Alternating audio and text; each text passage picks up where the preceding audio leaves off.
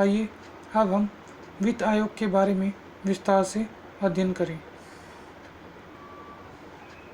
13वां वित्त आयोग डॉक्टर विजय केलकर की अध्यक्षता में गठित किया जा चुका है। इस वित्त आयोग ने अपने सुझाव 31 अक्टूबर 2009 तक भारत के राष्ट्रपति को सौंपे हैं। इस वित्त आयोग की सिफारिशें अप्रैल 1, 2010 से मार्च 31, 2015 तक लागू हुई। 11वां वित्त आयोग वर्ष 2000 से 2005 तक। जुलाई 1988 में A.M. खुसरो की अध्यक्षता में 11वें वित्त आयोग का गठन हुआ था। इस आयोग को यह दायित्व दिया गया था कि वह राष्ट्रपति को यह सिफारिश करें कि वर्ष 2000 से 2005 तक केंद्र तथा राज्य सरकारों के बीच करों का आवंटन कैसे किया जाए। इस वित्त आयोग की प्रमुख सिफारिशें निम्न प्रकार से हैं, जिसका वर्णन अब हम करेंगे। 1.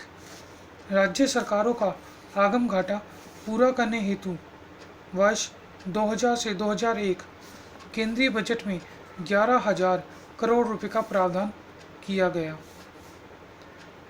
2. अप्रैल 1, 2001 से मार्च 31, 2005 तक केंद्रीय करों से राज्य सरकारों का अंश 29.5% किया गया। नंबर 3.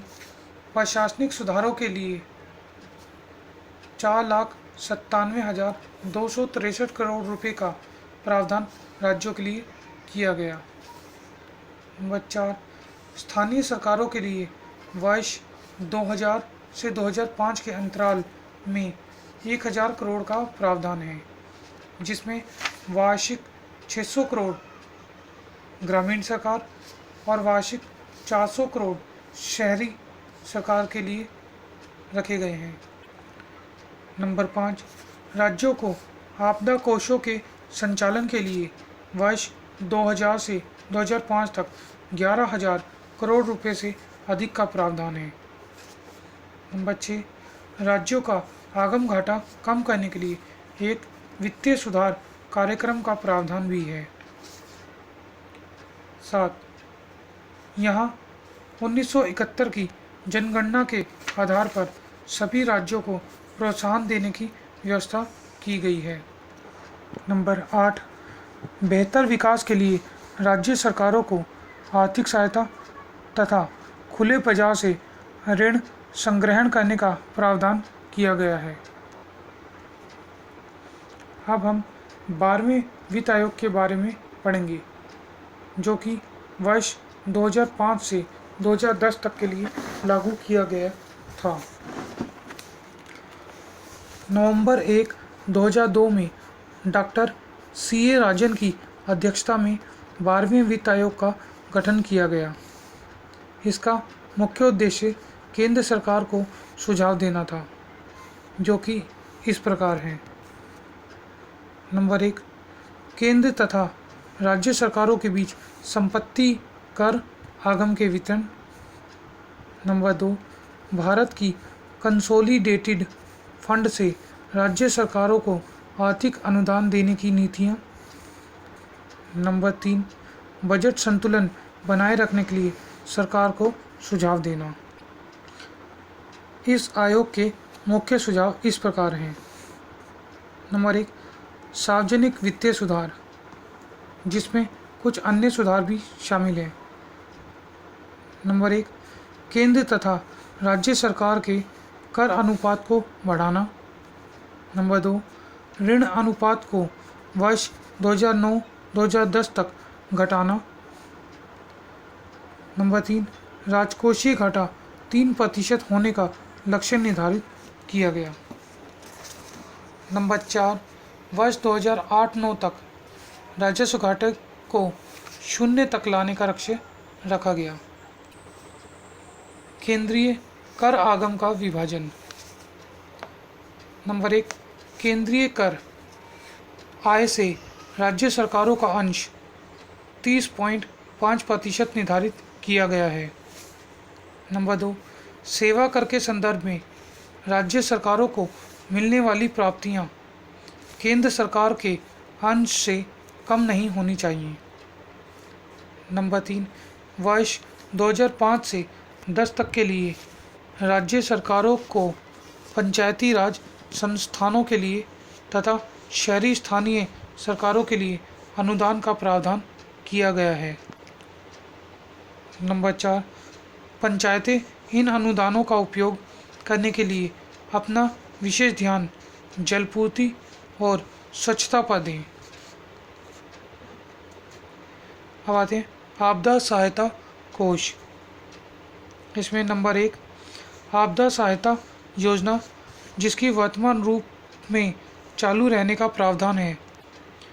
इसमें केंद्र सरकार का योगदान 75% और राज्य सरकार का योगदान 25% होगा। नंबर 2, प्राकृतिक आपदा में मिट्टी खिसकाव, बादल फटना आदि को शामिल किया गया है। राज्य सरकारों को आर्थिक अनुदान, सड़कों तथा पुल बनाने हेतु अतिरिक्त 15,000 करोड़ रुपए आर्थिक अनुदान देने का प्रावधान किया गया है।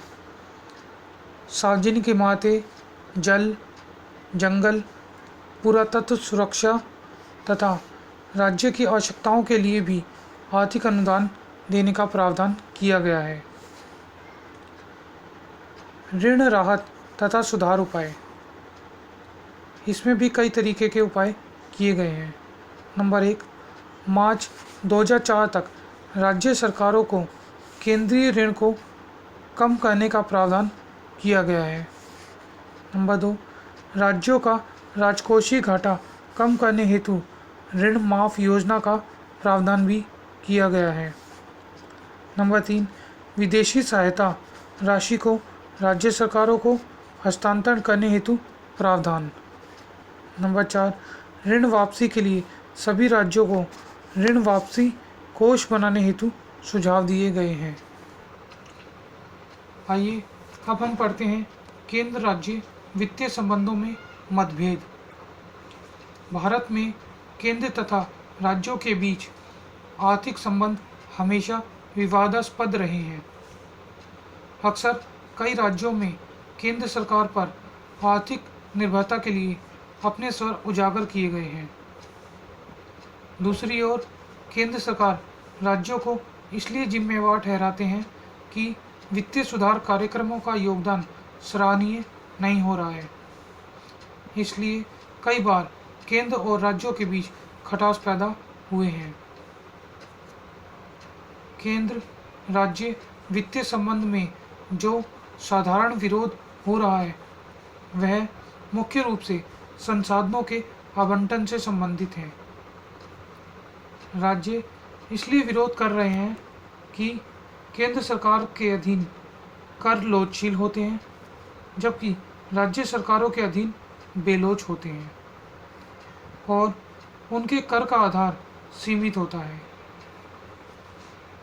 राज्य सरकारों द्वारा लगाए गए विभिन्न करों से बिक्री कर व राज्य उत्पादन कर कुछ हद तक लोचशील होते हैं। राज्य सरकार द्वारा लगाए गए भूमि कर आगम की दृष्टि से ज़्यादा महत्वपूर्ण नहीं होता है। राज्य सरकारों का यह मानना है कि संविधान के अनुसार विकासात्मक कार्य, ग्रामीण एवं सामाजिक विकास, पूंजी विकास आदि का दायित्व उनके पास है। इसके अलावा कानून व्यवस्था को बनाए रखना, प्रशासनिक व्यवस्था व्यय आदि का दायित्व राज्य सरकारों के पास है। इसलिए राज्य सरकारों का व्यय दिनों दिन बढ़ता जा रहा है। परिणाम स्वरूप आगम और व्यय का अंतर बढ़ता जा रहा है।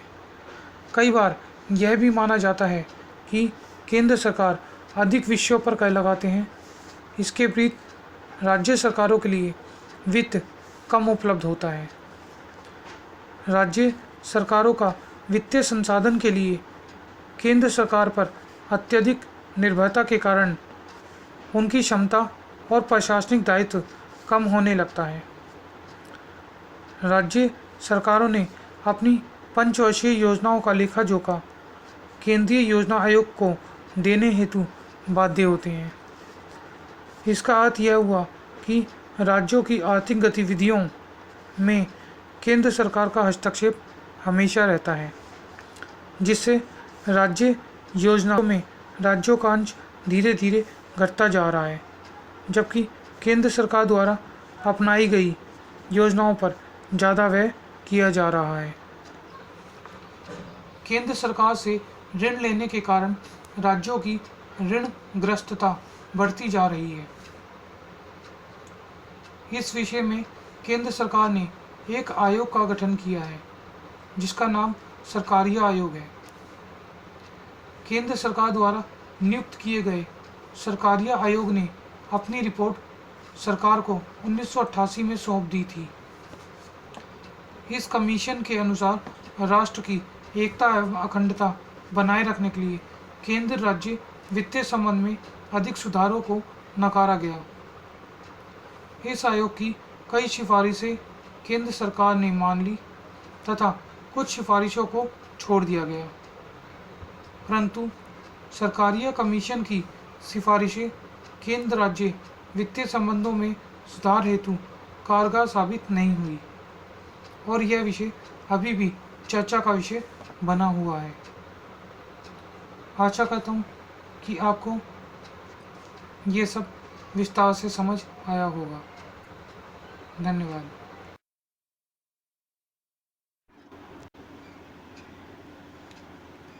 इस वीडियो को नोट्स या टेक्स्ट के रूप में प्राप्त करने के लिए आप हमें kapil.hemal@gmail.com पर ईमेल भी कर सकते हैं। अगर आपका कोई प्रश्न हो तो भी आप हमें ईमेल कर सकते हैं। और हाँ, पसंद आने पर आप हमें लाइक या सब्सक्राइब करना ना भूलें। Thank you.